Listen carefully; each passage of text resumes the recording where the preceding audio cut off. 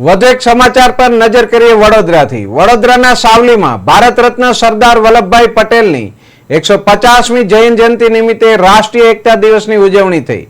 Savli SPG group દ્વારા સરદાર પટેલની પ્રતિમાને ફૂલહાર અર્પણ કરી જય સરદારના નારા સાથે શ્રદ્ધાંજલિ આપવામાં આવી હતી। કાર્યક્રમમાં પ્રભારી મુકેશ સુરેશભાઈ પટેલ, પ્રમુખ વિમલ પટેલ અને અનેક કાર્યકરો ઉપસ્થિત રહ્યા હતા। સાવલી પોલીસ સ્ટેશનમાં પીઆઈની ઉપસ્થિતિમાં રન ફોર યુનિટીનું આયોજન કરાયું હતું, જેમાં પોલીસ, મેડિકલ સ્ટુડન્ટ અને નગરજનો મોટી સંખ્યામાં જોડાયા હતા।